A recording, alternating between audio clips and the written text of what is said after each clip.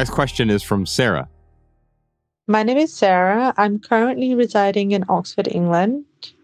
Increasingly, my default state is becoming more so the sky is falling and less everything is awesome.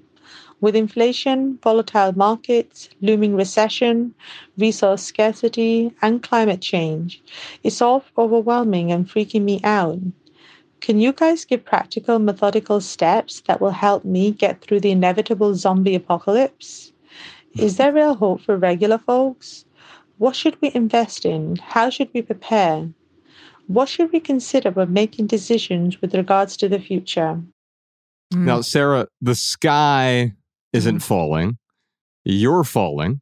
And there's nothing to hold on to. And as soon as I realized this, that everyone, when they're born, is sort of pushed out of an airplane and they're plummeting toward their death. Yeah. And we try to hold on to things that we see in the air along the way. I'm going to hold on to this house or this car or this career, thinking it's going to stave off the inevitable, right? Yeah. Now, of course, it seems to me like Sarah has been watching a lot of news, and news is really good at aggregating your eyeballs onto catastrophes that are far away from you and often have very little or no influence on your life. They have no direct effect on your life quite often. There are exceptions to that, obviously, but most of the things that are propagated by any news media is propagated in order to get our attention so they can sell us advertisements. It's the reason we say advertisements suck on this podcast.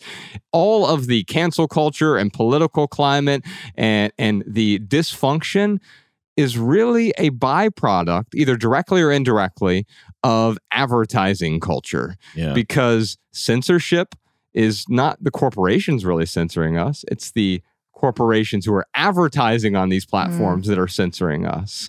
And so we have to be really careful and understand the true motives of any media outlet. And it's not that they're evil or bad. They're there to sell you products and services from other major corporations. And it's not necessarily aligned with your interests or your values. Now, Wendy, in the book, you talk about rabbit holes versus wrecking balls versus trench warfare. Yeah. And I thought that was a perfect sort of keyhole look into Sarah's question. Yeah.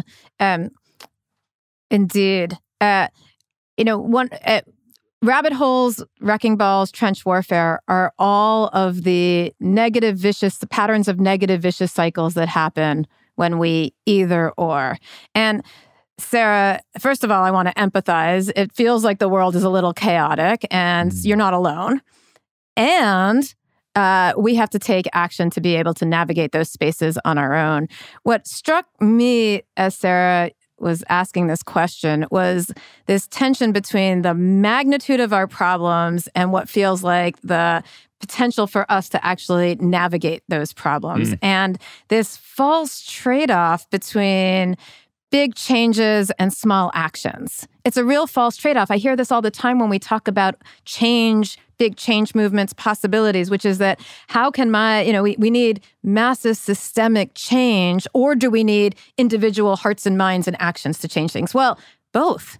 Yeah. We need both. And if we get so caught up in the large magnitude, we go down this rabbit hole that nothing is possible, and then we get stuck. That's the rabbit hole. We go down one side of a possibility and we get stuck. One way to navigate that big change is to start with the small actions, right? The Margaret Mead, a committed, thoughtful set of citizens to make change and start small, changing hearts and minds. And Sarah, for us, as individuals, it means starting to take action on some of these things that leads to collectively the bigger shift.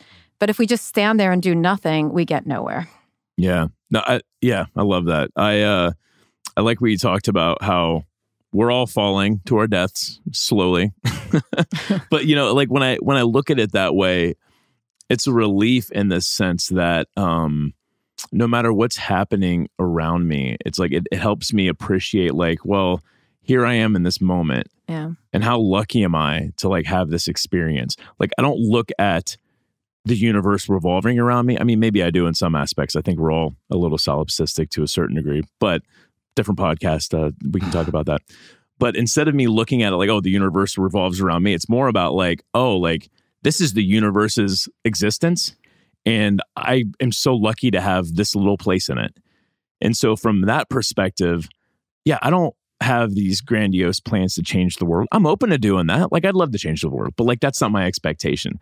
My expectation, or maybe a better way to say it, is my standard is like I'm going to do what I can with who I am, with the resources that I have, and I'm going to try and, you know, give as much as I can. And that's who I am in general. We were having a conversation yesterday. I was talking about how when I interact with someone, I'm trying to give them something. I'm trying to like, you know, maybe make their day a little better, or make them a little happier or whatever.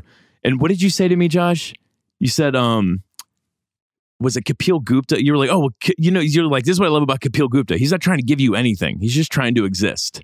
Yeah, he's not trying to change your mind. He's not trying to help anyone either, which we have a question about help later that I think will illuminate this quite a bit.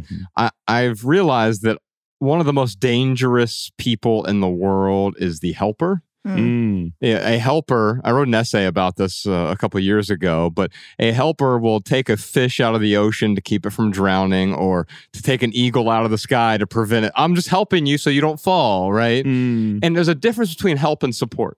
Sure. And I think what we do with this podcast is we support people in their healing. They're healing their relationship with stuff, healing their relationship with people, healing their relationship with mental clutter, psychological clutter, emotional clutter. We feel compelled to help them, but to help them is to try to change them in a way. Instead of trying to change them, I can be a support beam. And if you need to lean against me, you can. And so I can be that support structure for anyone else without needing to go out and force the change onto them. I get that. And I think that's a great way to look at it. So I'm trying to support people. And that's just my being. Like that's just if I didn't do that, I wouldn't be being genuine. So is that going to change the world? No. But can I, get a cup of coffee and be like, hey, how's your day going? And here in LA, they're looking at me like, what do you need? Like, you don't care about my day. And I'm like, oh, okay. I just, want a small coffee. But seriously, like, how's your day going? And then they're like, oh, like maybe this guy actually does care. And I can create these little meaningful interactions on a day-to-day basis.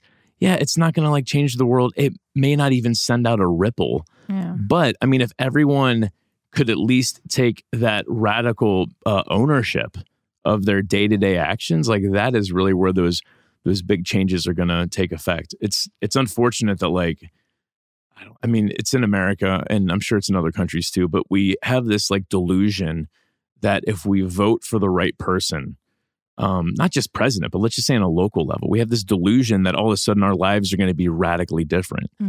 And that's just not the case. Like the president isn't going to clean up our room and do our laundry for us. The congressman or the state senator that we vote for, they're not going to come and mow your lawn. Like we have to do these things. They're not going to be nice for you. They can't do it for you.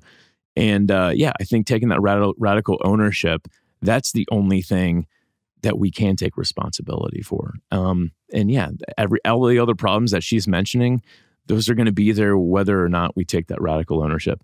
I love what you said about the news. Like, stop looking at the news. That would be my number one thing, is stop looking at the news, because I do it to myself. And I'm speaking from my own personal experience, where when I find that like, oh my goodness, like we're either going to die because the world's going to catch fire from global warming or from nuclear warfare. And that's stressful. And when I catch myself thinking that, I'm like, where is this coming from? Oh, it's the infotainment that I'm taking in, and I have to catch myself and stay away from it for a little bit. So yes, Sarah, that would be step number one. I would say stop looking at the news so much, and start looking at what you can do day to day. It's probably a good first step. Yeah. Did you enjoy this standalone Patreon highlight? If so, you can listen to full episodes of the Minimalist Private Podcast, available exclusively on Patreon. Visit patreon.com/theminimalists or click the link in the description. Your support keeps our podcast and YouTube channel 100% advertisement free.